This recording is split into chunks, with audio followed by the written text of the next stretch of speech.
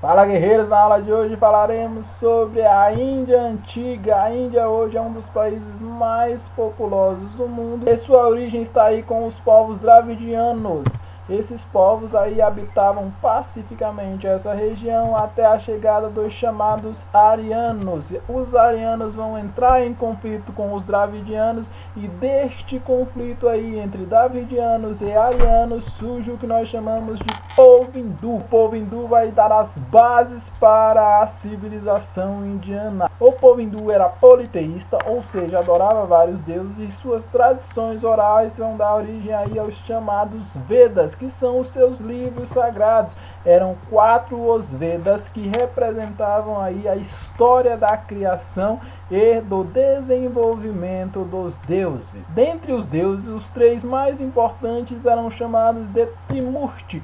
O Trimurti indiano era composto por Brahma, o Deus Criador, aquele que criou a humanidade e aquele que provinha a criação. O segundo era Vishnu, chamado de o Conservador, que conservava o mundo com os aspectos que ali estavam. E por último nós temos Shiva, que era o Destruidor. Shiva tinha a função de destruir. Esses 3 deuses formavam o que nós chamamos de Trimurti. Mas dentro da religião hindu eles não eram os únicos. Milhares de outros deuses existiam, como por exemplo Ganesha ou Lord Ganesha, Shakti, Sarasvati, Lakshmi, Parvati, Kali, Durga, Krishna e Rama são exemplos de deuses indianos desta época. Além dos deuses, animais também eram considerados sagrados. É o caso da vaca. A vaca é um animal sagrado para o hinduísmo, portanto eles não comem a carne da vaca e ainda por cima as fezes e o leite da vaca são utilizados em rituais do hinduísmo. Isso porque eles acreditavam que o ser criador de todos os deuses era justamente a vaca. Dentro da religião hindu foram criados alguns conceitos muito importantes para o adepto. É o caso de karma. O karma dizia aí sobre os aspectos positivos e negativos de suas ações. Para o hinduísta, aquele que faz coisas boas trazem para ele coisas boas, e a pessoa que faz coisas más traz para eles coisas más. Então, as coisas ruins que acontecem na vida do adepto do hinduísmo é porque algo de ruim ele fez, ou nessa vida ou na vida anterior. Outro conceito aí do hinduísmo é o ato de meditação. Para o adepto dessa religião, o ato de se concentrar, ficar parado e esvaziar a sua mente, pensando apenas nas 2 letras criadoras, OM, faz com que eles cheguem aí aos deuses. Outro conceito extremamente importante dentro dessa religião é o conceito de yoga, é a meditação com a utilização do corpo. Se na meditação a pessoa fica extremamente parada, no yoga eles utilizam o movimento corporal para chegar até os seus deuses. Outro conceito bastante importante para o hinduísmo é o conceito de reencarnação. Para o hinduísta, nós vivemos fases de vidas e após a nossa morte, a alma vai acabar reencontrando um corpo ou humano e animal para continuar a sua saga até a perfeição. E a partir do hinduísmo aí foi feito o que nós chamamos de sistema de castas. O sistema de castas começa com o deus Brahma, o deus criador.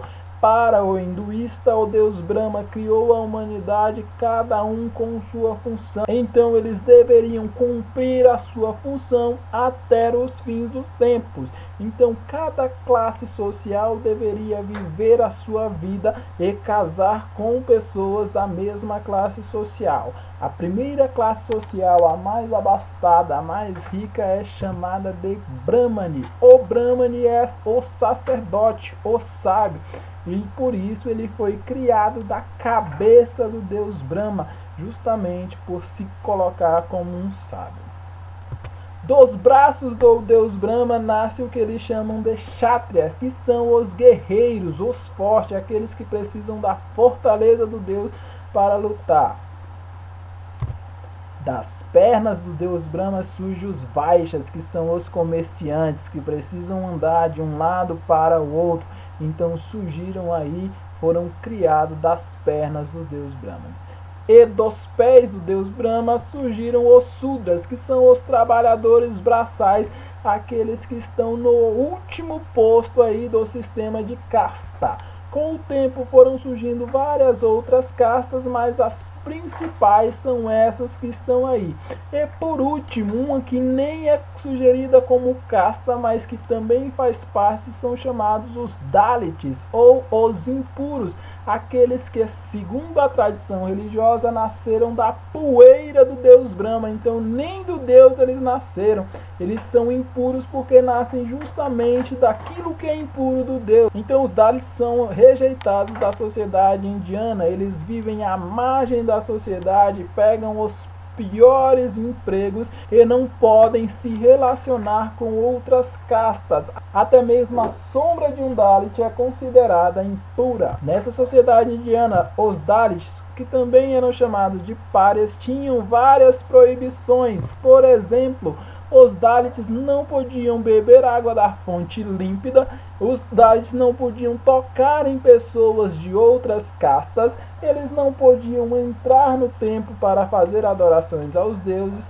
não podiam ir à escola, não podiam ir a posto de saúde e tinham várias outras proibições. Por exemplo, a roupa que o Dalit usava era a roupa de um morto, ele não tinha autorização para utilizar roupas novas. Isso vai existir por vários séculos, até que no século XX surge aí uma lei proibindo a rejeição aos Dalits e proibindo o sistema de casta. Embora exista esta lei na Índia, muitos ainda vivem culturalmente o sistema de casta. Após um período sem invasões, nos anos 500 a.C., o território indiano sofre uma invasão dos persas. O rei Dário vai invadir a Índia e vai fazer desse território uma satrápia, um território, um estado do Império Persa. Já aí nos anos 300 a.C., o território é invadido pelos macedônicos. Alexandre o Grande invade o território indiano e conquista esse território. Esse território só vai ser restituído com o rei Asoka. O rei Asoka é considerado um dos grandes reis indianos, foi ele o responsável por restaurar o controle hindu sobre o território. O rei Asoka também vai difundir o budismo, que foi criado na Índia por um monge chamado Siddhartha Gautama.